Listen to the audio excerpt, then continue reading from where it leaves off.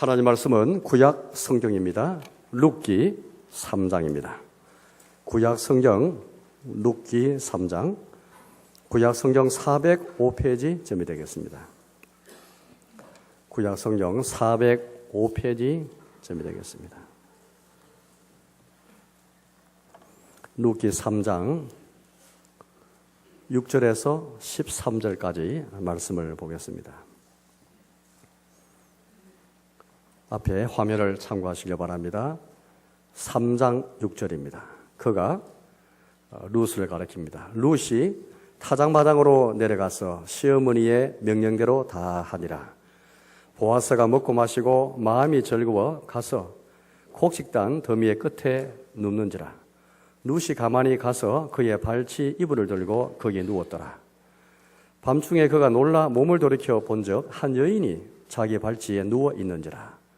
이르되 너가 누구냐 하니 대답하되 나는 당신의 여종 룻이오니 당신의 옷자락을 펴 당신의 여종을 덮으소서. 이는 당신이 기업을 물을 자가 됨이니이다 하니 그가 이르되 내 딸아 여호와께서 내게 복 주시기를 원하노라. 내가 가느라건 보아건 젊은 자를 따르지 아니하였으니 내가 베푼 인애가 처음보다 나중이 더하도다. 그리고 이제 내 딸아 두려워하지 말라. 내가 내 말대로 내게 다 행하리라. 내가 현숙한 여자인 줄을 나의 성읍 백성이 다 아느니라.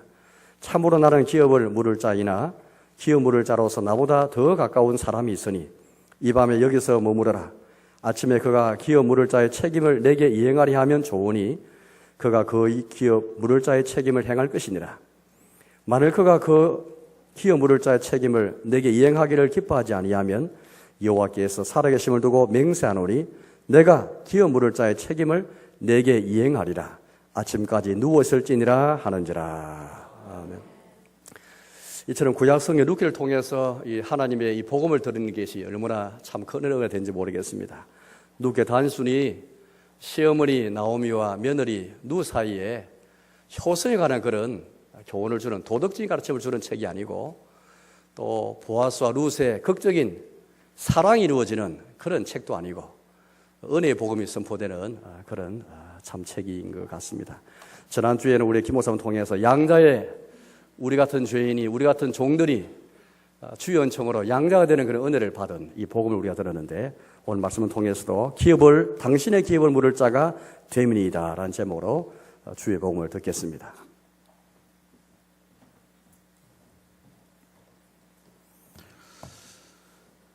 한 주간 잘 보내셨습니까? 예, 감사합니다. 지난주 우리는 가난한 이방 여자 룻이 거룩한 신부가 되는 것을 함께 살펴보았습니다. 룻은 순결한 신부가 되기에 부족함이 없습니다. 믿음 때문입니다. 그의 국적은 외모는 이방 나라 모압이었지만 그의 믿음의 국적은 하나님 나라 참 백성이었습니다. 룻은 그 믿음을 따라 보아스의 신부가 되기 위해 담대하게 한 걸음 한 걸음 순종하고 있습니다. 이러한 룻의 믿음과 의지는 하나님께서 율법을 통해 일으키신 은혜다, 복이다 라는 것도 함께 살펴보고 있습니다. 룻이 지혜가 있거나 능력이 많거나 결코 그렇지 않습니다. 오히려 자격이 없었고 하나님의 진노를 받아 마땅한 죄인이었지만 하나님께서 그를 복음으로 하나님의 전적인 은혜로 그에게 믿음을 일으키시고 모압을 버리고 베들레헴을 택할 수 있는 믿음으로 올라올 수 있도록 교회에 들어올 수 있도록 하나님의 영이 그와 함께하고 있음을 우리 룻기 말씀을 통해서 지금 보고 있습니다. 하나님께서 율법을 통해 일으키신 믿음과 의지가 아니면 오늘 이 룻이 결코 순종할 수 없음을 우리는 또한 기억해야 합니다. 오늘 본문은 바로 이 룻이 거룩한 신부의 권리를 이 보아스에게 호소하는 말씀입니다. 호소하는 말씀입니다. 룻은 이 시어머니의 가르침을 따라 순결한 신부의 옷을 입고 타작마당으로 내려갑니다. 타작마당으로 내려갔다는 것은 추수가 끝났다라는 뜻입니다. 추수가 끝나고 그 곡식을 탈곡이 끝났다. 여러분, 타작마당은 그 탈곡하는 장소죠. 근데 성경을 정말 유심히 관심 있게 집중적으로 읽으신 분들은 이 타작마당에서 하나님의 구원과 심판이 행해지는 것도 볼 수 있습니다. 그 말은 오늘 이 룻이 하나님이 주신 이 믿음을 따라 순종하여 타작마당에 내려가는데 오늘 이 타작마당에서 보아스의 거룩한 신부가 되느냐 아니면 세상의 웃음거리가 되느냐 버림받느냐 중요한 장소가 됩니다. 깊은 밤 곡식더미에 잠이 든 보아스의 이 발치 이불 속으로 들어갑니다. 그리고 룻은 보아스가 밤중에 깨어나기를 숨죽이며 기다렸습니다. 저는 이게 정말 영화 같은 장면인 것 같아요. 어떻게 젊은 여자가 남자의 이불 속으로 그리고 인적이 드문 그 한적한 곳에 여러분 젊은 여자가 남자의 이불 속으로 들어갈 수 있겠습니까? 룻은 일생일대의 모험을 하고 있습니다. 잠에서 깨어난 보아스의 반응에 따라 거룩한 신부가 되느냐 보아스가 깨어나서 이렇게 반응하면 너 저리 가라 이방 여자 주제에 어떻게 이스라엘 남자의 발치 이불 속으로 들어와서 저리 가 하는 그 순간 룻은 세상의 웃음거리가 되는 것이죠. 인생의 갈림길에 있습니다. 그러나 룻은 담대하게 하나님이 주신 그 율법을 따라 그 율법을 의지하는 믿음을 따라 순종하고 있습니다. 여러분 이게 신앙이지 않겠습니까? 자기 인생을 이 말씀 앞에 온전히 내어놓고 순종해 가는 것. 근데 그 말씀에 순종할 때 하나님께서 그 말씀에 어떻게 응답하실까? 하나님께서 어떻게 섭리해 가실까? 이 가슴 떨리는 이 순종의 한 걸음 한 걸음이 영생이죠. 마침내 보아스가 깊은 밤 어느 시점에 깨어납니다. 그게 8절 9절 말씀입니다. 오늘 주제 말씀이기도 하고 설교 제목이 나오기도 합니다. 8절 9절 우리 다 함께 한번 읽어보도록 하겠습니다. 8절입니다. 밤중에 그가 놀라 몸을 돌이켜 본즉 한 여인이 자기 발치에 누워 있는지라. 이르되 내가 누구냐 하니 대답하되 나는 당신의 여종 룻이오니 당신의 옷자락을 펴 당신의 여종을 덮으소서. 이는 당신이 기업을 물을 자가 됨이니이다. 아멘. 이는 당신이 기업을 물을 자가 됨이니이다. 보아스는 자신의 발 아래 그 발치 이불 속에 사람이 누워 있는 것을 발견합니다. 여러분 얼마나 놀랐을까요?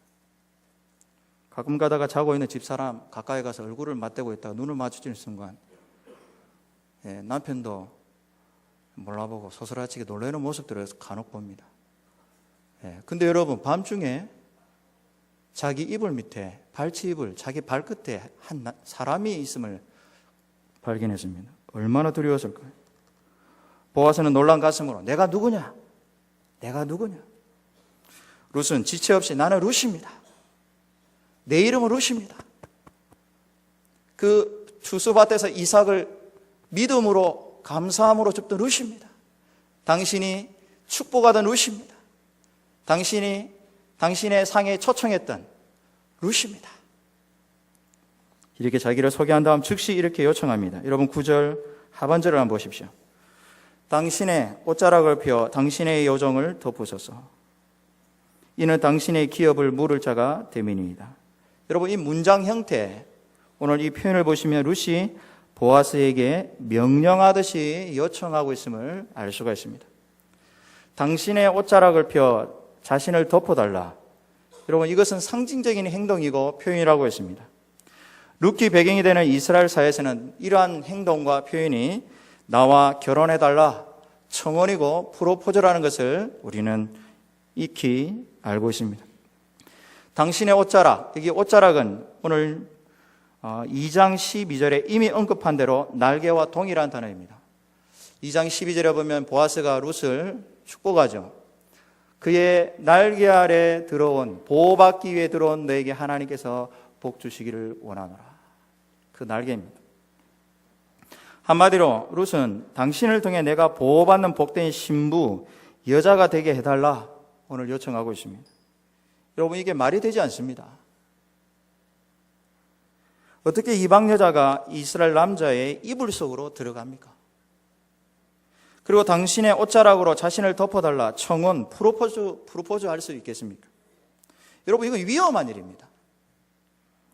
자칫 그 깊은 밤에 여러분 보아스가 지금 율법을 통해서 하나님을 두려워하고 경외하는 사람이었기 때문에 오늘 이 결혼이 이루어지는 것이지, 만약에 보아스가 여전히 죄성이 살아있는 은혜의 방편을 부지런히 사용 안 하고 죄를 슬퍼하지 않고 미워하지 않는 이 죄성이 살아있는 사람이었다면 밤늦게 인적이 드문 곳에 자신의 이 이불 속에 젊은 여자가 들어왔을 때 어떤 일이 벌어지겠습니까? 여러분, 다윗도 그렇게 위대한 왕이었지만은 여러분, 밧세바를 자신의 침상으로 불러서 범하지 않습니까? 이 룻은 지금 일생일대의 모험을 하고 있는 것입니다. 뿐만 아니라 보아스가 거절하면 룻 입장에서는 세상의 웃음거리가 되는 것입니다. 그럼에도 불구하고 룻이 나오미의 가르침을 따라 깊은 밤 타작마당으로 내려갑니다. 또한 보아스는 룻보다 나이가 한참 많은 늙은 나이가 많은 사람입니다. 여러분 10절을 한번 보십시오. 10절에 보시면 그가 이르되 내 딸아 여호와께서 내게 복 주시기를 원하노라. 내가 가난하건 부하건 젊은 자를 따르지 아니하였으니 무슨 말입니까? 네가 젊은 여자인데 혈기왕성한 젊은인데 그러면 마땅히 젊은 남자를 찾는 것이 당연한데 네가 그렇지 아니하고 나이 많은 나에게 이불 속으로 들어왔구나. 이건 보아스가 이미 알아차린 거예요. 아, 이것은 그냥 자신의 어떤 정력을 위해서 결혼을 요청해달라, 나를 아내로 삼아달라, 이런 게 아니라는 것을 직감적으로 말씀 안에서 알아차리고 있는 것입니다. 내가 베푼 인애가 처음보다 나중에 더하도다. 여러분 9절 하반절을 보시면 이는 이유를 말하고 있습니다. 이는 왜냐하면 당신은 기업을 물을 자가 됩니다. 기업을 물을 자가 됩니다. 라고 고백합니다. 여러분 기업을 물을 자라는 것은 히브리어로 고엘입니다. 고엘. 여러분 이런 단어를 한번 기억해 놓으시면 성경 읽을 때 큰 도움이 되겠습니다. 고엘. 당신은 고엘입니다. 이렇게 고백하고 있습니다. 이러한 표현은 룻이 이스라엘 문화와 성경을 어느 정도 이해하고 있음을 알 수 있습니다. 고엘이라는 뜻은 땅을 되사는 것, 땅을 되사는 것, 원한을 갚아주는 사람을, 원한을 갚아주는 행위를 말하고 있습니다. 그 룻이 보아스에게 이불 속에 있다가 보아스가 깨어나자마자 당신은 고엘입니다. 당신의 옷자락으로 나를 덮어주소서. 이 말은 우리 시어머니가 잃어버린 그 기업, 하나님의 기업, 땅을 되사주시고 나를 아내로 삼아 달라고 요청하는 것이죠. 이러한 행위를 여러분 구속자라 이렇게 말하고 있습니다. 깊은 밤 룻은 이 이불 속에서 떨리는 마음으로 보아스가 깨어나기를 기다렸습니다. 이 말 한마디 하기 위해서 당신은 고엘입니다. 보아스가 깨어났을 때 그녀는 당신은 고엘입니다 라고 담대히 고백합니다. 이 한마디를 위해 목욕하고 기름을 바르고 거룩한 신부의 옷을 입었습니다. 여러분 당돌하지 않습니까? 여러분 룻이 정신 나간 것은 아닐까 싶습니다. 무식한 이방여자의 티를 벗지 못한 행동일까요? 결코 그렇지 않습니다. 룻은 지금 하나님의 율법을 의지해서 보아스에게 호소하고 있습니다. 호소하고 있습니다. 여러분 레위기 25장에는 형제가 가난하여 하나님께 받은 기업을 팔게 되었을 때에 가까운 형제가 대사주라, 기업 물어주라, 고엘이 되어주라, 이런 말씀이 있습니다. 여러분 레위기 25장 23절, 24절, 25절입니다. 제가 읽겠습니다. 앞에서 그려내 있습니다. 레위기 25장 23절, 24절, 25절 말씀입니다. 토지를 영구히 팔지 말 것은 토지는 다 내 것임이니라. 이 내 것이란 말은 하나님 것이다. 토지는 하나님 것이다. 쉽게 말하면 교회는 누구 겁니까? 주님 것이죠. 주님의 몸이죠. 그 말입니다. 너희는 거류민이요 동거하는 자로서 나와 함께 있느니라. 너희의 기업의 온 땅에서 그 토지 무르기를 허락한다. 고엘이 되는 것을 허락한다. 왜요? 25절에 보니까 만일 내 형제가 가난하여 그의 기업 중에서 땅을 말하죠. 기업 중에서 얼마를 팔았으면 그에게 가까운 기업 물을 자, 가까운 고엘, 가까운 형제가, 가까운 친족이 그의 형제가 판 것을 물을 것이요 고엘이 되어주라, 기업을 물어주라, 이렇게 하나님께서 허락하고 있습니다. 지금 룻이 하는 행동, 그가 하는 말 하나하나가 율법을 의지하는 호소라는 걸 우리는 기억해야 합니다. 신명기 25장에는 남편이 아들 없이 죽고 죽은 자의 아내를 위해서 자식 없이 홀로 남은 여자를 위해서 가까운 형제가 그를 아내로 삼아서 아들을 낳아주라 라는 말씀도 있습니다. 여러분, 신명기 25장입니다. 신명기 25장 5절 6절입니다. 같이 제가 읽겠습니다. 형제들이 함께 사는데 그중 하나가 죽고 아들이 없거든 그 죽은 자의 아내는 나가서 타인에게 시집 가지 마라. 인생 포기하지 마라. 여러분, 이 당시에 자식 없는 여자가 가장 비참하고 그 환난 가운데 있는 여자죠. 인생 포기하지 마라. 하나님께서 이 율법을 통해서 약자를 보호하고 있는 거죠.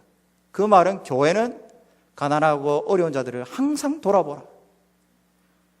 그의 남편의 형제가 그에게 들어가서 그를 맞이하여 아내로 삼아라. 그의 남편의 형제된 의무를 그에게 다 행할 것이요, 그 여인이 낳은 첫 아들이 죽은 형제의 이름을 잊게 하고 그 이름이 이스라엘 중에서 끊어지지 않게 하라. 무슨 말입니까? 아들 없이 홀로 남은 여자가 교회에서 끊어지지 않도록 가까운 형제들이 돌아보라. 이 이스라엘은 교회를 말하거든요. 교회에서 끊어지는 일이 없도록 가까운 형제들이 살펴보아라, 이렇게 말하고 있습니다. 여러분, 이걸 수원제도 대개결혼이라 이렇게 합니다. 우리 잘 이해가 되지 않지만 그 당시 이스라엘 사회에서는 이것이 아들 없이 홀로 남은 여자를 구원하는 한 방편으로 하나님께서 허락해 주신 거예요. 룻이 보아스에게 당신의 옷자락으로 자신을 덮어달라 요청한 것은 당신이 우리의 가까운 친족이다, 형제다, 그리고 당신 고엘이다. 내가 아들 없이 죽었으니 나를 죽은 형제의 아내로 인정해달라, 받아달라. 나를 아내로 삼아 아들을 낳게 하라. 그래서 이스라엘에서 교회에서 끊어지지 않도록 해달라. 지금 그 이불 속에서 보아스가 깨어나는 그 순간, 내가 룻인데 당신의 옷자락으로 나를 덮어주고 아내로 삼아서 아들을 있게 하고 나오미, 우리 시아버지 엘리멜렉이 잃어버린 땅을 되사서 그 낳은 아들의 이름으로 등기 이전시켜달라.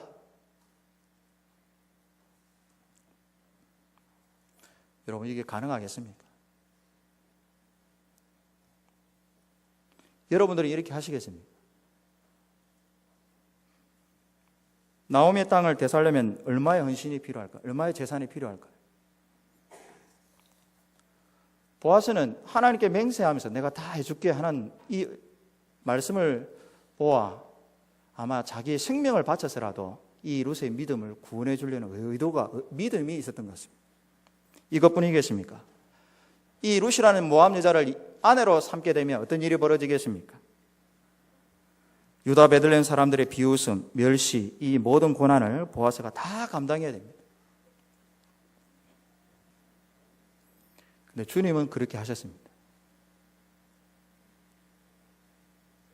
주님은 여러분들을 거룩한 신부로 맞이하기 위해 잃어버렸던 신앙과 유산과 하나님의 나라를 회복하기 위해 자격 없는 우리를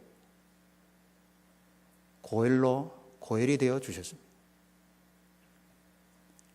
우리의 친족이 되어 주셨습니다.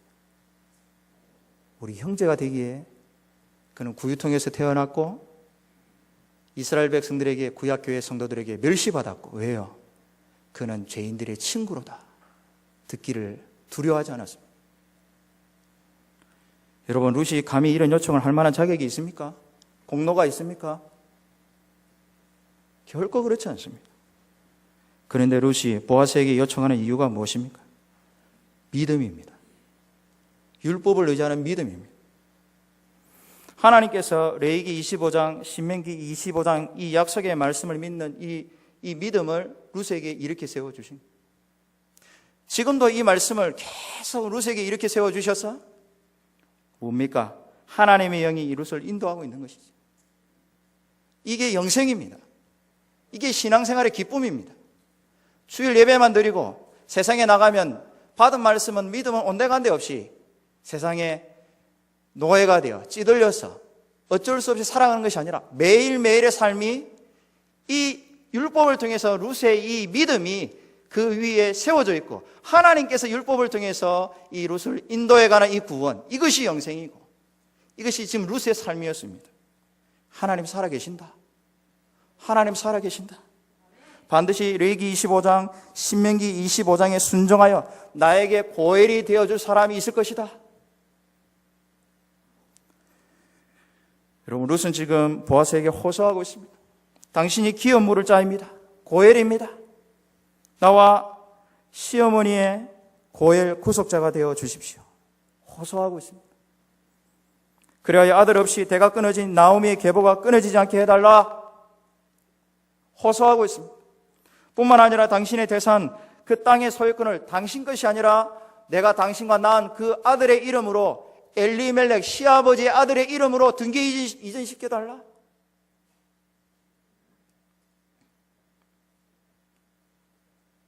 보아스가 이걸 받아줄 의무는 없습니다. 자원에 사는 것이죠. 지금 룻은 일생일대 모험을 하고 있는 거죠. 이게 중요한 한 가지, 이 룻의 요청에는 한 가지가 더 있습니다. 하나님이 주신 기업, 그 땅에서 나오미의 자손들이 장차 오실 그리스도를 소망하며 그 땅에서 안식하게 하라. 땅을 잃어버렸습니다. 하나님이 그 땅 안에서 내가 너희의 하나님이 되어주리라, 이 약속을 땅과 함께 주신 거거든요. 그 땅을 통해서 장차 오실 그리스도를 소망하며 이 나오미의 자녀들이 기쁘게 하나님을 예배하며 기도하며 찬송할 수 있도록, 안식을 누릴 수 있도록 해달라. 대단하지 않습니까? 여러분, 나오미에 속한 엘리멜렉의 이 지파를 살펴보면 이 지금 룻이 이것을 요청하고 있는 것이 얼마나 대단한 믿음인지를 알 수가 있습니다. 여러분, 룻기 1장 1, 2절을 한번 보십시오. 룻기 1장 1, 2절을 보시면 엘리멜렉의 지파가 어느 지파인지를 하나님께서 첫 장에서 이미 명시적으로 분명하게 의도적으로 표현하고 있습니다. 룻기 1장 2절을 보시면 사사들이 치리하던 때에, 룻기의 배경은 사사들이 치리하던 때입니다.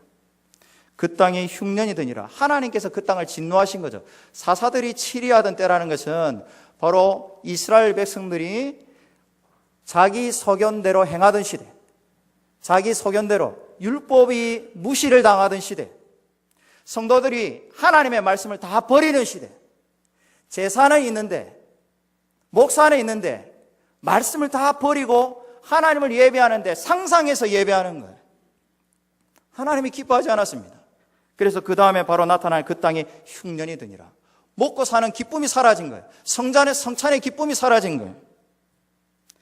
근데 그 유다 베들레헴의 한 사람이 그의 아내와 두 아들을 데리고 모압 지방에 가서 거류하였는데, 이게 한 사람의 이름이 2절에 보니까 누구라고 되어 있습니까?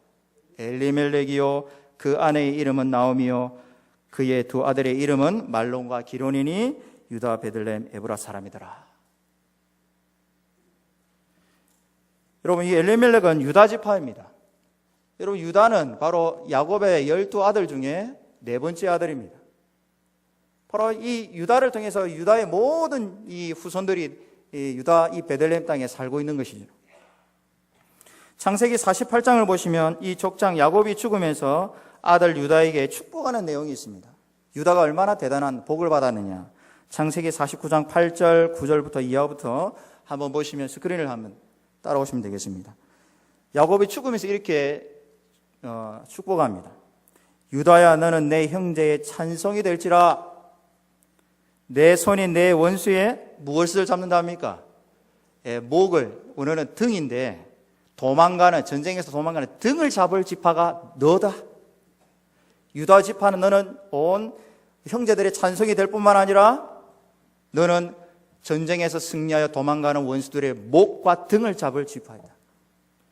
내 아버지의 아들들이 내 앞에 절하리로다. 9절, 유다는 사자 새끼로다. 젊은 사자다. 용맹한 젊은 사자다. 내 아들아, 너는 움킨 것을 찢고 올라갔다가 그가 엎드리고 웅크림이 수사자 같고 암사자 같으니 누가 그를 범할 수 있으랴. 10절, 이 규라는 것은 통치자의 지팡이를 말합니다. 여러분, 영화에 보면 왕이 지팡이를 들고 있죠. 그걸 말합니다. 규가 유다를 떠나지 아니하며 통치자의 지팡이가 그 발 사이에서 떠나지 아니하기를, 실로는 구원자를 말하는데 구원자가 오시기까지 이르리니 그에게 모든 백성이 복종하리로다. 무슨 말입니까? 한마디로 유다 지파는 어떤 지파입니까? 왕의 지파입니다. 유다 지파는 전쟁에서 도망가는 원수의 목을 잡는 지파입니다. 유다 지파는 사자와 같이 용맹하고 위험 있는 지파로서 전쟁에 능한 지파여야 합니다. 유다 지파는 규와 통치자의 지팡이가 영원히 떠나지 않는 왕의 지파입니다. 중요한 게 있습니다. 유다 지파를 통해 교회의 영원한 왕이신 누가 오십니까? 그리스도가 오십니다.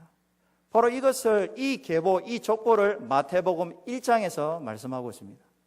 마태복음 1장 1절을 보시면 아브라함과 다윗의 자손 예수 그리스도의 계보라 이렇게 말씀하고 있습니다. 족보다 이 말을 하고 있습니다. 5절을 보십시오. 살몬은 라합에게서 누구를 낳고? 보아스를 낳았다. 보아스를 낳고 보아스는 룻에게서 오벳을 낳고 오벳은 이새를 낳고 6절 이새는 그 유명한 다윗 왕을 낳았다 이렇게 말씀하고 있습니다. 다윗은 우리아의 아내에게서 솔로몬을 낳고 쭉 이어가다 16절을 보십시오. 16절을 보시면 야곱은 마리아의 남편 요셉을 낳았으니 마리아에게서 그리스도와 칭하는 누가 납니까? 예수가 나죠. 유다 지파는 결혼을 통해 생육하고 번성해야 할 언약적 사명이 있습니다. 창세기 1장 28절에 아담과 하와에게 하나님이 복 주시고 이르시되 생육하고 번성하라, 땅을 다스리는 경건한 자손을 출산해라, 교육해라, 다음 세대를 세워라, 그리고 그 자녀들이 장차 오실 그리스도를 소망하며 살아라. 이게 창세기 3장 15절과 연결됩니다. 그 경건한 자손이, 장차 오실 여자의 후손이 뱀의 머리를 뭐합니까? 짓밟죠. 그런 다음 세대들을 세워라. 내가 준 땅에서 그런 소망을 가지고 그런 그리스도, 경건한 자손을 소망하며 살아라. 근데 여러분, 유다지파 엘리멜렉 가문이 어떻게 됐습니까? 엘리멜렉도 죽고 두 아들도 어떻게 됐습니까? 죽었습니다. 대가 끊어졌습니다. 여러분, 이게 무슨 뜻인지 아십니까? 쉽게 말하면 그리스도의 계보가 끊어진 거예요. 교회의 구원이 끊어진 거예요. 이런 상황 속에서 오늘 본문의 룻이 보아스에게 당신의 옷자락으로 자신을 덮어달라 요청하고 있는 거. 여러분, 이건 일반적인 결혼이 아닙니다. 그가 결혼을 원했다면, 좋은 믿음의 남자, 조건 좋은 남자 만나서 인생을 한번 행복하게 살아보겠다 하면 젊은 자 이불 속으로 들어갔겠지요. 근데 그는 늙은 보아스에게 들어갑니다. 여러분, 1장 2절을 보면 보아스가 믿음 있는 사람이라는 것을 이 룻과 나오미의 대화를 통해서 알 수 있어요. 이 룻이 떨어진 그 수수밭에서 이삭을 줍는데 이 보아스가 축복해 주지 않습니까? 그의 날개 아래 들어온 너에게 하나님께서 복 주시기를 원하노라. 여러분, 룻은 떨어진 이삭, 그 티끌 같은 이삭을 정말 하나님께 감사하며 주었어요. 제가 이 말씀 준비하다가 가난한 사람들이 룻밖에 없었겠나? 이 추수 때에 이 땅에 떨어진 이삭을 줍는 사람이 룻밖에 없었겠나? 많았겠지요. 근데 모든 사람들이 정말 티끌 같은 은혜를, 그 떨어진 이삭을 감사함으로, 내가 교회에 들어온 것조차 감사하다, 내가 오늘 이 자리에 있는 것조차 감사하다, 내가 말씀 듣는 것조차도 감사하다, 내가 교회에 들어와서 성도들과 함께 식탁에 교제를 나누는 조차도 감사하다. 근데 이런 성도들도 있을 것 같아요. 그 떨어진 이삭, 죽지 못했어, 마지 못했어. 구원은 받아야 되겠고 직분은 받았는데, 여러분, 이런 속담이 있습니다. 티끌 모아 태산이라는 게 있어요. 룻이 그 착 떨어진 그 이삭, 작은 이삭을 정말 세상 사람들은 티끌같이 보지만 그 티끌 같은 그 떨어진 이삭을 감사와 하나님의 은혜로 줍다가 태산 같은 은혜를 만납니다. 그게 뭡니까? 고엘입니다. 자신을 거룩한 신부로 맞아주는 보아스, 고엘을 만납니다. 유다지파 엘리멜렉과 두 아들이 모두 죽었습니다. 대가 끊어졌어요. 교회의 구원이 끊어졌어요. 교회는 할 말이 없습니다. 교회는 그 어디에도 하나님 앞에 당당하게 내가 구원받을 자격이 있습니다라고 말할 수 없습니다. 이런 상황 속에서 룻이 보아스에게 당신의 옷자락으로 자신을 덮어달라. 당신이 나의 고엘이다. 당신이 지금까지 내가 보니 당신이 믿음 있는 사람이다. 당신은 율법을 알고 있는 사람이다. 수많은 유다 베들레헴 사람 중에 유일하게 당신이 고엘을, 나의 고엘이 되어줄 사람이 바로 당신이다. 여러분, 이불 속에서 보아스가 깨어나기를 숨죽이며 두렵고 떨림으로 있다가 그가 깨어났을 때 내가 룻인데 당신의 옷자락을 나에 덮어달라. 날 아내로 삼아달라. 그 말은 당신을 통해서 경건한 자손을 생산할 수 있도록 복을 달라. 그리고 잃어버렸던 우리 시아버지 땅을 되사서 우리에게 주되 그 땅도 그 아들의 이름으로 등기 이전시켜달라. 지금 교회가 구원이 끊어졌다. 여러분, 사사시대는 이 고엘의 의무를 아무도 행하지 않습니다. 그 시아버지가 그랬잖아요. 시아버지가 그 흉년 중에도 그 풍족한 중에도 모든 재산을 다 정리해가지고 모압 땅으로 가지 않습니까? 시아버지가 고엘의 의무를 행할 의무가 있는데도 그 흉년 중에 많은 성도들이 그 가난함 중에 땅을 팔고 고난을 받고 있는데도 아무도 돌아보지 않아요. 그게 사사시대예요. 가난한 형제가 은혜를 받지 못하고 있는데 돌아보지 않습니다. 그게 사사시대예요. 아버지가 왜 죽었습니까? 그 의무를, 그 교회를 사랑하지 않았기 때문에. 근데 참 감사한 것은 그런 사사시대도 하나님께서 교회를 사랑하십니다. 구원하십니다. 이 이방 여자의 이 믿음의 호소를 들어줄 구원의 씨를 남겨두셨어요. 그 사람의 이름이 오늘 누구입니까? 보아스입니다. 룻은 장차 오실 그리스도를 이 교회의 죄와 이 교회를 죄와 사망에서 온전히 구원하실 구속자를 소망하면서 당신의 옷자락으로 나를 덮어달라 호소하고 있습니다. 여러분 3장 11절을 보십시오. 3장 11절을 보시면 보아스는 기꺼이 룻의 호소를 듣고 이렇게 말하고 있습니다. 그리고 이제 내 딸아 두려워하지 말라. 내가 내 말대로 내게 다 행하리라. 내가 현숙한 여자인 줄을 나의 성읍 백성이 다 아느니라. 이제 내 딸아 두려워하지 말라. 내가 내 말대로 다 행하리라. 13절에는 보아스가 살아계신 하나님의 이름으로 맹세하며 이 룻의 요청을 받아들이고 있습니다. 13절 보십시오. 이 밤에 여기서 머무르라. 아침에 이 그라는 것은 사실은 엘레멜렉에 보아스보다 더 가까운 친족이 있었습니다. 그 사람을 말하고 있습니다.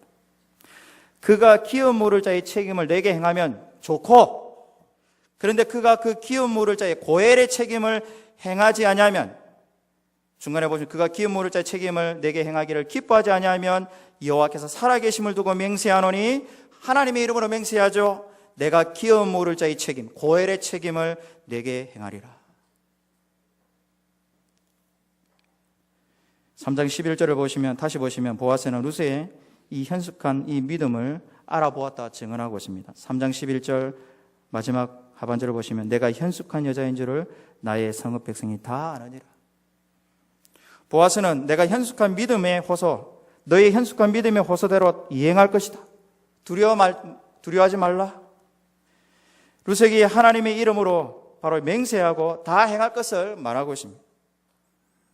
하나님의 이름으로 맹세했다는 것은 어떤 대가라도 치르더라도 고엘, 이 구속자의 이 의무를 행하겠다는 보아스의 이 믿음입니다.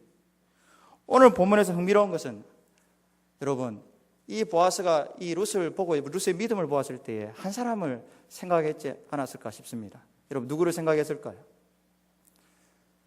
여러분, 이 보아스의 모친이 누굽니까? 라합입니다. 여러분, 라합도 이방 여자였습니다. 여리고성에 멸망받아 마땅한 이방 여자였어요. 근데 그 어머니 라합도 이스라엘 백성들이 출애굽한 소식을 듣고 그 소문을 복음으로 받아들이고 하나님을 자신의 하나님으로 이스라엘 백성들을 자신의 백성으로 삼고 구원을 받습니다. 보아스가 보았을 때 이 룻의 믿음이 누구와 같았을까요? 자기 어머니의 믿음과 같았던 거예요.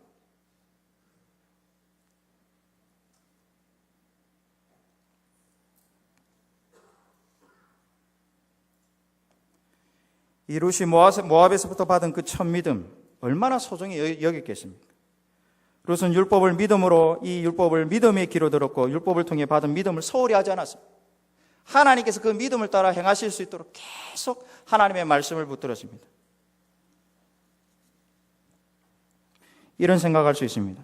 하나님께서 약속하신 말씀대로 행하실까? 말씀에 순종하면 복 주실까? 말씀대로 순종하다 괜히 사람들에게 웃음거리는 되지 않을까? 이방 여자 주제에 이런 소리 듣지 않을까? 너 저리 가라. 이방 여자 주제에 네가 교회를 안 와? 그럼 멸시당할 수도 있습니다. 근데 오늘 룻은 하나님의 율법을 의지해서 보아스에게 호소하고 있습니다. 끊어져 버린 교회의 이 구원을 회복해 달라고 호소하고 있습니다. 여러분, 누가 호소하고 있습니까? 이스라엘 여자입니까? 이방 여자입니까? 이방 여자입니다. 끊어진 교회의 구원을 회복해 달라고 이방 여자가 베들레헴 땅에 들어왔어요. 보아스에게 당신은 율법을 알고 있으니 나에게 기업은 물을 자가 되게 해달라. 고일이 되게 해달라. 지금 뭐라 사사시대 교회의 구원이 끊어졌다. 장차 오실 그리스도의 계보가 끊어졌다. 이걸 아느냐? 온 성도들이 장차 오실 그리스도를 지금 잃어버리게 생겼다. 여러분, 이 호소하는 사람이 이방 여자예요. 교회는 할 말이 없습니다. 마태복음 1장에 그 나오는 라합과 이 룻의 이 계보의 이름이 올라갔다는 것은 우리 할 말이 없는 거예요. 여러분 족보에 제가 경순왕 24대손입니다. 그 족보가 무슨 영광이 있겠습니까? 여러분들이 진정 아끼고 생각해야 할 족보가 어디에 있습니까? 마태복음 1장에 있어요. 야, 교회는 할 말이 없구나. 근데 하나님께서 이방 여자 라합과 룻을 통해서 끊어진 이 그리스도의 계보를 이어가시는구나. 이 교회의 구원을 회복해달라고 이방 여자가 호소했구나.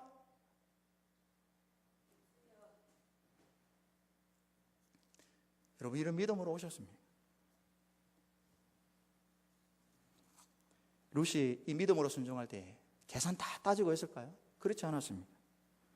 룻은 그런 염려 안 하지 않았습니다. 하나님을 의심하지 않았습니다. 5절 6절을 보시면 룻이 나오미의 가르침에 지체 없이 순종했음을 증언하고 있습니다. 5절 6절 보시면 룻이 시어머니에게 이르되 어머니의 말씀대로 내가 다 행하리다. 6절 그가 타작마당으로 내려가서 시어머니의 명령대로 다 하리다. 히브리 원어에 보면 그리고 그가 했다. 그리고 그가 했다. 지체 없이 했다. 이방 여자였지만 그 믿음은 이방 여자가 아니었어요. 모양은 이방 여자지만 참 백성이었어요. 그는 하나님의 말씀을 붙들고 하나님께서 율법을 통해 자신의 믿음으로 자신을 인도함을 확신했어요.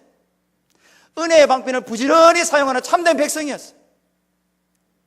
그가 목숨을 걸고 교회 구원을 위해서 나오미의 끊어진 대를 잇기 위해서 하는 거지만 끊어진 그리스도의 계보, 구원의 계보, 이걸 위해서 홀로 이방 여자가 교회의 구원을 호소하고 있는 거예요.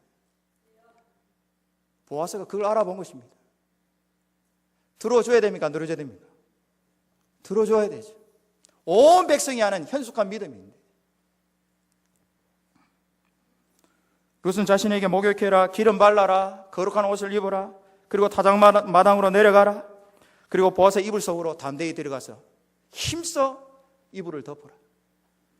이 나오미의 가르침에 지체 없이 순종했습니다. 룻은 나오미의 가르침을 이해했고 그 믿음을 따라 순종했습니다. 여러분, 자식 잃고 땅 잃어버린 이 여자들이 이 룻과 나오미 한 사람뿐이겠습니까? 많았습니다. 그럼에도 불구하고 이 고해를 만나는 이 구원은 룻이었습니다. 믿음 있는 사람이었습니다. 율법을 알고 그 성경에 기록된 자격 없지만 마땅히 장차 오실 그리스도 안에서 어렵다함을 받은, 죄 없다함을 받은 그 신자가 고엘이신 그리스도께 마땅히 호소해야 될 내용이 무엇인가를 룻은 알고 있었던 거예요. 여러분, 그게 기도입니다. 그게 대표 기도입니다.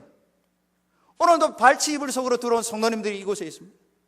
세상 그 어디에도 위로받지 못한 성도님들이 오늘도 고엘이신 그리스도의 이름을 부르며 주님의 발 앞에 엎드렸어요. 하나님, 저를 보호하여 주십시오. 저를 주님의 거룩한 신부로 받아주십시오. 오늘도 주님의 발 아래 엎드려서 호소하는 성도들이 이곳에 있는 줄로 믿습니다. 그 모든 성도들의 하나님의 율법을 의지해서 호소하는 게 대표기도라는 것입니다. 대표기도는 사사로운 개인의 생각이나 감정을 말하는 게 아니라는 거죠. 온 성도들의 절박한 심정을 하나님이 하늘에서 약속하신 것을 호소하는 게 대표기도. 그게 기도입니다. 여러분, 이런 기도가 여러분들 가정에서도 매일매일 하나님 앞에 주님을 고엘로 부르면서 기도하시는 여러분들이 되기를 주님의 이름으로 축복합니다.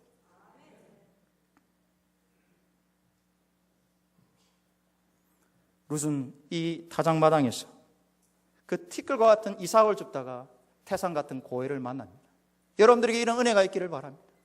매일매일 하나님이 주신 것을 정말 감사하게 살아가시다가 다음 주일에도 이 자리에 와서 고혈이신 그리스도를 만나는 은혜를 얻고 힘을 얻고 새로 영적으로 무장해서 세상에 담대히 나아가는 은혜가 있으시길 바랍니다. 사랑하는 성도 여러분, 저와 여러분들에게도 하나님의 언약을 의지해서 호소할 수 있는 고혈이 계십니다. 우리의 영원한 친족이요 형제이시며 영원한 고혈이신 예수 그리스도이십니다. 오늘 저와 여러분들은 교회의 영원한 고혈이신 그리스도의 날개 아래 들어오셨어요. 오후에도 주님이 이 날개를 또 펴실 것입니다. 오후 예배입니다. 오후 예배 때 어디 가십니까? 날개 아래 또 안 들어오시고.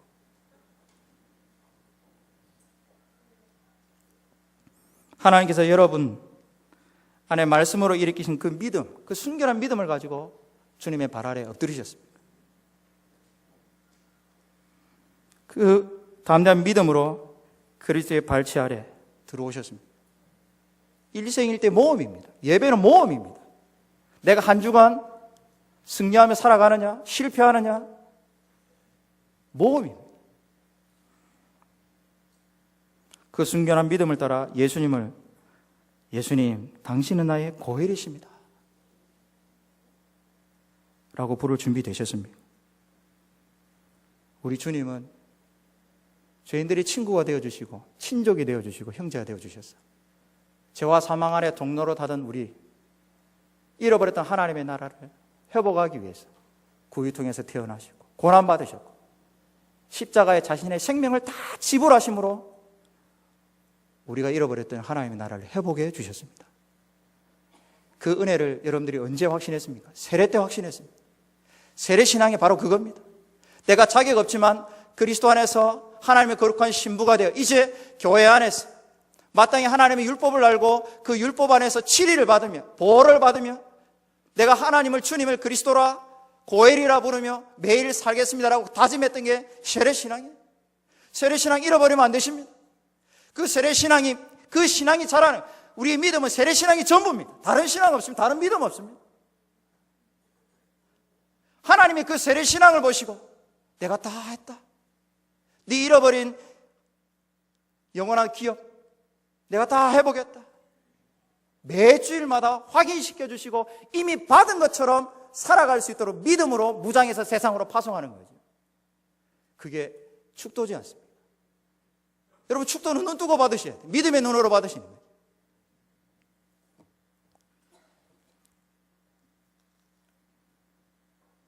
오늘도 우리의 영원한 고혈이신 그리스도의 날개 아래서 하나님의 언약을 의지하여 주님을 고혈이라 부르시길 바랍니다. 그 이름을 담대히 부르셔서 이미 회복된 이미 죄와 사망을 이기시고 우리가 잃어버렸던 하나님 나라를 회복하신 그리스도를 더욱더 확신하시고 그 나라를 상속받은 자로 세상에서 담대히 당당하게 거룩한 신부로 살아가시는 저와 여러분들이 다 되시기를 주님의 이름으로 축복합니다. 기도하겠습니다. 하나님 아버지 감사합니다.